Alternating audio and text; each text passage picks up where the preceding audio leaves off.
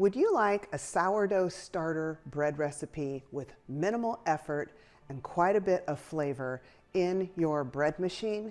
I wanted one too. And so I came up with this recipe. Now you can use starter that's been sitting in here honestly for months if you want to, or you can go ahead and use freshly fed starter. It doesn't make any difference. I'm going to show you how to do it. Let's get into this.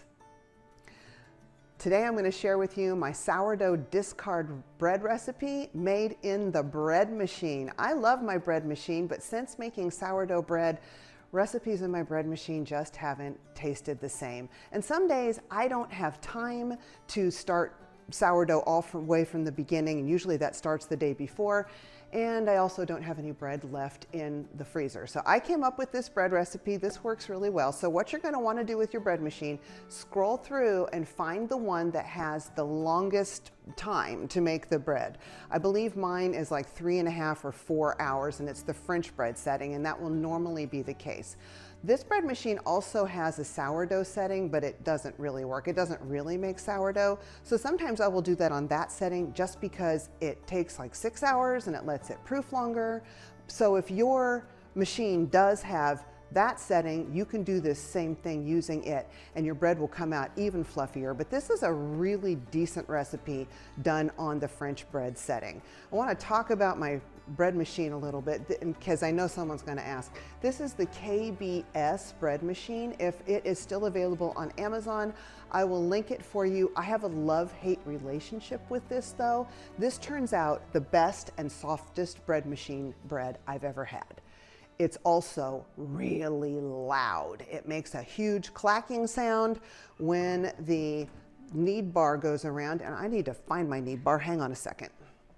There it is. It was off on its own, which leads me to another thing I need to do with this bread machine. I need to grease both the pin that's down there that holds the knead bar and the knead bar, or else it gets really, really stuck to the bottom of the loaf and it's difficult to get it out. Okay, got that done.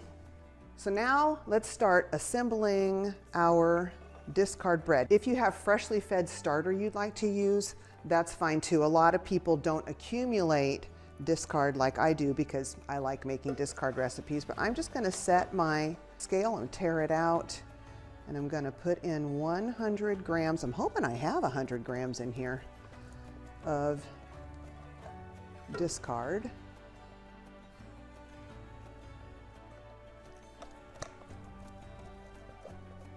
Running a little short on discard today. I don't keep as much discard as I used to, but I still like to accumulate some. Oh, there, we're going to be okay. Perfect, 100 grams. Alrighty, and I'm going to set that aside. Next, I'm going to put in 275 milliliters of water. Now, it is not necessary to have the water warm because the bread machine does the job for you there and warms it up. I think I got this exactly right. I did. Okay, and then over that, we're going to put salt. Now, I put the salt right here because I don't like it with my yeast on the top, even though they're in contact for a very short period of time. So I'm going to do 12 grams or 1.5 teaspoons of salt. And I think I based my salt off of the amount of flour instead of off of the actual weight that's supposed to be for 1.5 teaspoons of salt. I tared my scale out again, and now I'm going to put in 23 grams of dry milk powder. I suppose you could use milk. I've always done it with the dry milk powder, and why mess up what you already have working for you. This is supposed to be about 4 tablespoons or 1/4 cup, but I've gotten so accustomed in my baking to measuring things that I do this just so it's exact and consistent every time. Because when you measure with measuring utensils, it can compact or be too loose than the recipe creator intended it to be. And now I'm tearing my scale again, getting it back to 0, and I'm going to put in 450 grams of bread flour. I usually have you guys over top of whatever I'm doing, but because I'm not scoring and this is just dumping ingredients, I thought we'd go ahead and do straight on this time. 454, it's close enough. And now I'm going to take butter. I have 3 tablespoons for this recipe, and I'm just going to cut it into 4 equal pieces. And I put each one of these pieces in the corner. Oh, let me push this around a little. There we go. Into the corner of my pan. And in the middle of the flour that's sitting in the pan with the butter sitting on the corners, I'm going to put 1½ tablespoons or 4½ teaspoons of sugar. Didn't measure that. And 3/4 teaspoon of bread machine or fast rise yeast. Now, normally in a bread machine recipe with this much flour, you do 1½ teaspoons of yeast, but I only need half of it because we do have that little bit of sourdough starter, the discard, in there, and it actually helps it to rise a little bit too. The sugar went on the top with the yeast because sugar feeds yeast. All right, now I'm going to put it into my bread machine, and I'm going to put it to the French bread setting for the largest loaf. Oh yeah, there's part of the loudness. The little handle down. Now I'm going to scroll through my menu. French is setting 4, 3 hours and 19 minutes. That's my longest bread loaf. And then I'm just going to hit start. See, it gets louder. It starts clacking eventually. Now, one thing I also don't like about this is if I accidentally hit something up here and it goes off, there is no going back. I'm just stuck. So it all quits and I have to start over. So I stay far, far away from it. I don't even lean over to look in there because I've touched it and stopped things before. So like I said, this bread machine makes the best bread ever as far as softness, but it does not do so good when it comes to being very touchy and very, very loud. While this loudly mixes the bread next to me, I also want to say, since making sourdough bread I make in the bread machine is not as tasty as it used to be. The bread from the bread machine used to be really so much better than anything I bought in the store, but then I started making sourdough, and sourdough, we love the flavor. And consequently, when I wanted to make it easier for myself and make bread in the bread machine with yeast, it just tasted flat. It tasted almost like nothing. And so adding this little bit of starter into it gives it better flavor. That's something my husband has noticed and pointed out as well.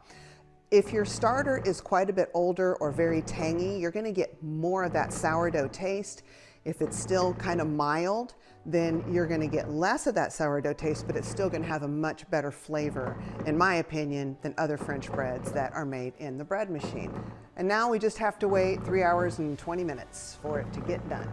That's it. I'll come back with the finished product. Well, it's been about 4 hours. I did let the bread sit in the bread machine a little bit after it was done because the bread machine does keep it warm, and I wasn't quite ready to start making dinner yet. But it smells really good. We're going to get into it. One thing I did not mention is you want to put this on a 2-pound loaf if that is an option, and I went with the medium crust color.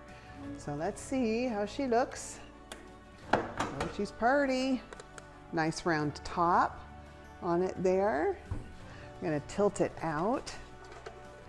Almost always, ooh, I'm so impressed. My knead bar came out of the bread bottom. This does come with a little device that you can reach in there and grab it and pull it out if you need to, and a lot of times I do need to do this, but this time that came out.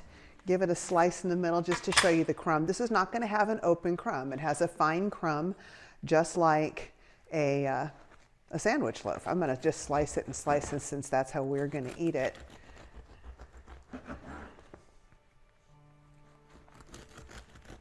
And after all of the kneading and everything that a bread machine puts it through, plus it's a yeasted dough, you just can't expect anything other than a regular bread type of crumb. I'll leave that piece out because that's where the divide was from the knead bar.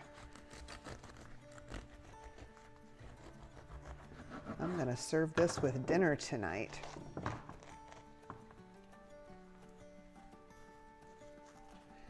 So let me bring this around and let you see up close. That's what it looks like. There's a little slice that came from next to it. Get it all straightened out there for you. That is my sourdough discard bread machine bread. It works out beautifully. It's normally yummy. Let me try a bite. I'll take these gloves off. Just do a little taste here. It's really good. Now it doesn't have a sourdough taste. My starter, my discard, isn't super strong because it's not really old, but it still has way more flavor than a normal bread machine bread does. And it might have some of the added nutrients of sourdough too, because we did have some of that discard starter in there. And that is all I have for you. I hope you enjoyed this video. I hope you got a good recipe to use for your family. I will go ahead and put it down in the description box.